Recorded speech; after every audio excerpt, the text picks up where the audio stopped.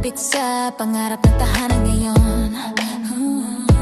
Late nights, big dreams, maliit na steps, pero tuloy-tuloy, we're making progress.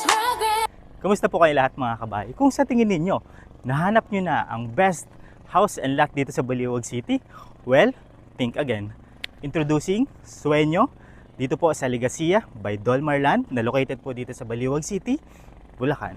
Sueño House Model dito po sa Legazia, located po dito sa Baliwag City, Bulacan. It has a 51.5 square meters of floor area, and we also have a very spacious 80 square meter lot area. So handa na ba kayo para sa ating house tour mga kabahay? Tara, let's go!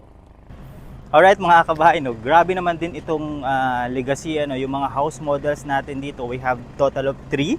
We have the Sueño, this one, and then we also have the Fuerte, and we also have the Fortuna.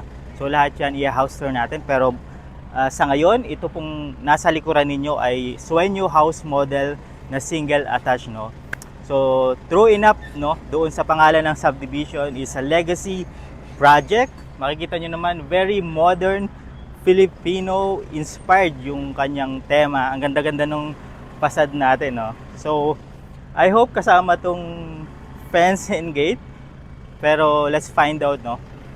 Kasi syempre gusto nating ipakita din yung ano ba yung magiging itsura niya pag naka fence and gate na yung ating bahay. Pero tala, pasukin natin yung facade. Let's go!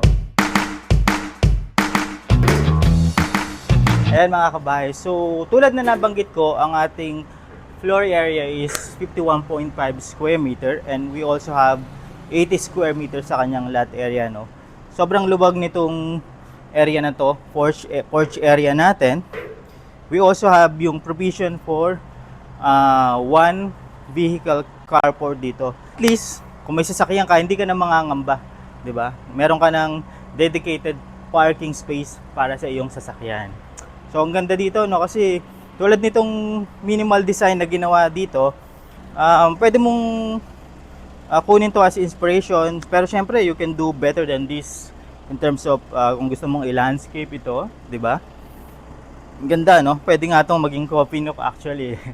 'Di ba? So, kasi napakaganda ng surroundings mo, 'di ba? Greenery, ang sariwa ng hangin, 'di ba? So, meron pala dito mga kabahay.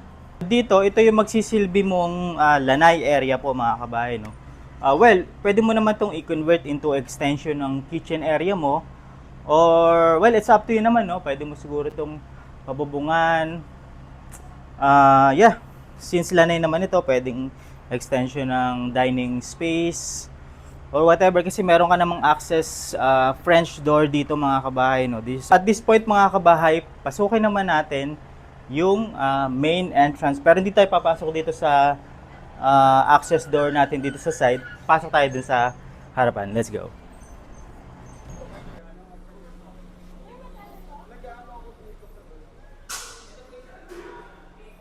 Right after yung iyong main door, meron ka ditong parang naka-corner na sliding window po mga kabahay. Meron ka ring awning window sa baba, and ito yung ating sliding window.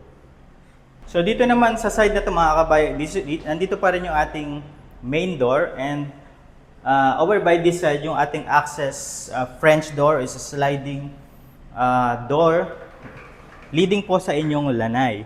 And over by this side, makikita ninyo meron tayong pintuan dito. Ni-utilize natin yung area na to sa ilalim ng ating hagdanan, 'di ba? Para maging storage area po ninyo, para maging mas useful din of course yung ating mga spaces, para maging storage na yung mga bagay na ayaw natin pakita sa ating mga bisita, pwede natin gamitin yan mga kabahay. So dito naman sa side na to, nandito yung ating kitchen space, kitchen area po mga kabahay. Yan, so meron na rin siyang base cabinet. Ito yung ating sink. We also have these 2 awning windows. It's not fixed, so pwede mo siyang buksan para for ventilation na rin. Siguro, pwede mo itong soon palagyan ng hanging cabinet po mga kabahay. Meron na rin tayong mga electrical fixtures dito. And we also have here yung ating access door papunta sa inyong carport area naman mga kabahay. Yan. So dito naman sa area na to, as you can see, nandito yung ating stairs sa metal handrails leading papunta sa iyong second floor, and nandito naman yung iyong CR po mga kabahay.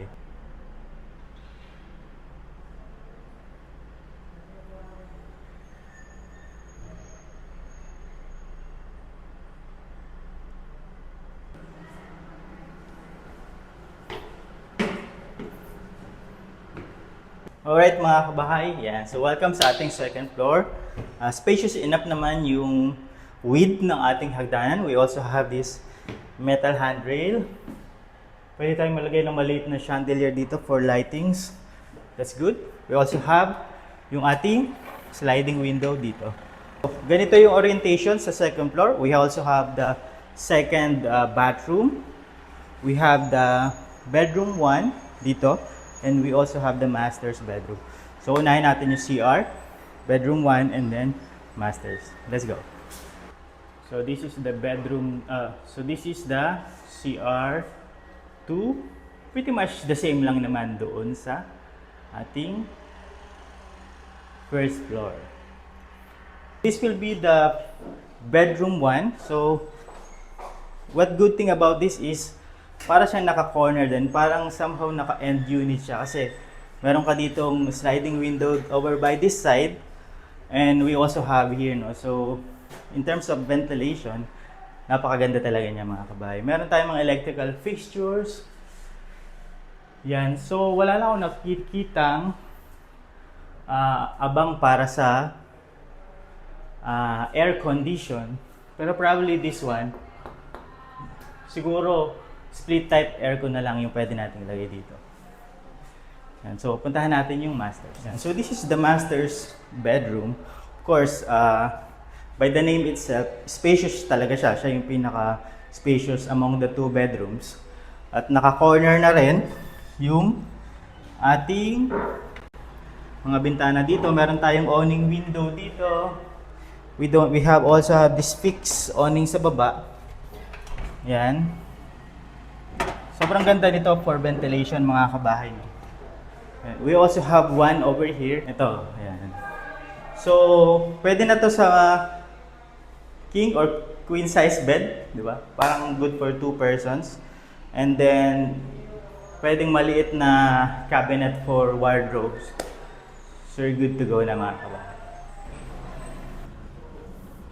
So, by the way mga kabahay, this is our parking space or provision for carport.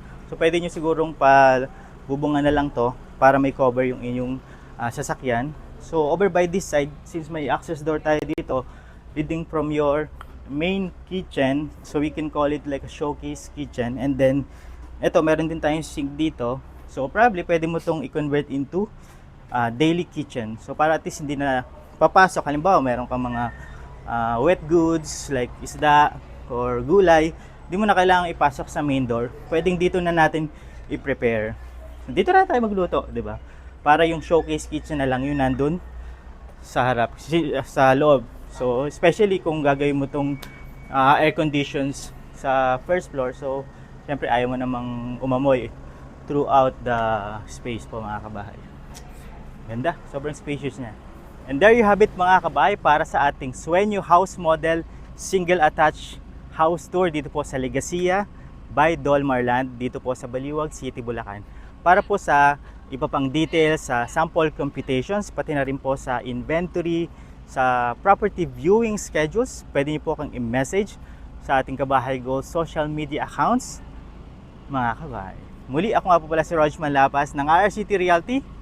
Bahay mo, goals namin.